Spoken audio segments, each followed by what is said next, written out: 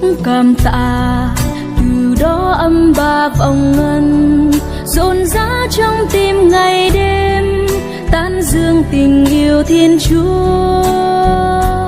Suốt một đời con tắm mát trong tình Cha, giữa trưa sa mạc chảy ra, Chúa như nguồn nước tràn hòa.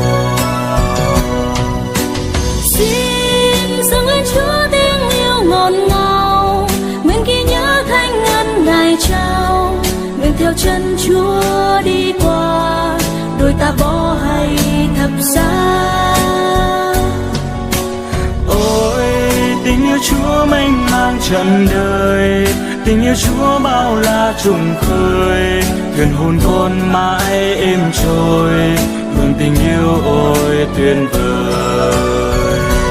Tiếng gọi nào rộn rã vang trong chiều mơ, vồn vã cánh tay Ngài đưa, dắt con vào miền thương nhớ. Trên diều đào Ngài chuông chứa chan ngày nào, bánh thơm ân huệ Chúa trao, tháng năm tình mến dâng trào. Xin dâng lên Chúa tiếng yêu ngọt ngào, nguyện ghi nhớ thánh ân Ngài trao, nguyện theo chân Chúa đi qua, đôi ta bỏ hay thầm giá.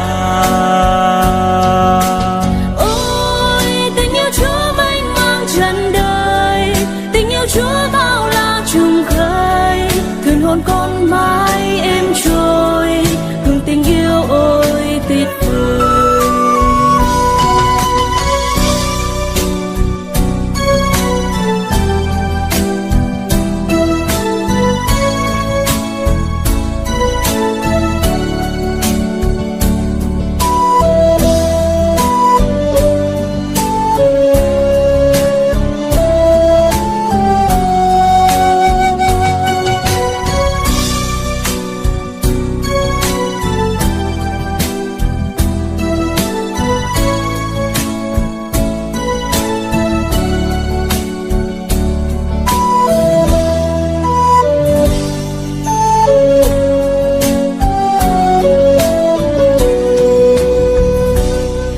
Đời đời Ngài vẫn yêu con mà thôi, Ngài vẫn yêu con chẳng nguôi, dẫu cho trần gian tan biến. Chúa là nguồn hạnh phúc mến yêu của con, có chi hơn đường Chúa thương, thế gian thành cõi thiên đường.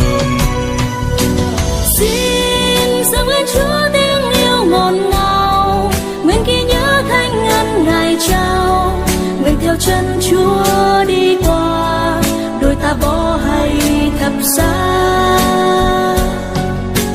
Ôi tình yêu Chúa mênh mang trọn đời, tình yêu Chúa bao la trùng khơi, thuyền hồn con mãi êm trôi, hương tình yêu ôi tuyệt vời.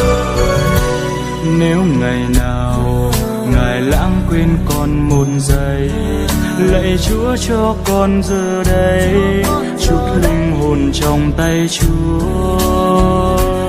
Nếu ngày nào trần thế khiến con mải mê, Chúa ơi xin đừng trôi chê, hãy thương dìu bước con về. Xin dâng lên Chúa tiếng yêu ngọt ngào, nguyện ghi nhớ thánh ân Ngài trao, nguyện theo chân Chúa đi qua, đôi ta bỏ hay thầm giá. Ôi tình yêu Chúa mênh mang trọn đời, tình yêu Chúa bao la trùng khơi, thuyền hồn con mãi êm trôi, hương tình yêu ôi tuyệt vời. Xin dâng lên Chúa tiếng yêu ngọt ngào, nguyện ghi nhớ thánh ân Ngài trao, nguyện theo chân Chúa đi qua, đôi ta bỏ hay thầm giá. Ôi tình yêu Chúa mênh mang trọn đời, tình yêu Chúa bao la trùng khơi, thuyền hồn con mãi êm trôi, hương tình yêu ôi tuyệt vời.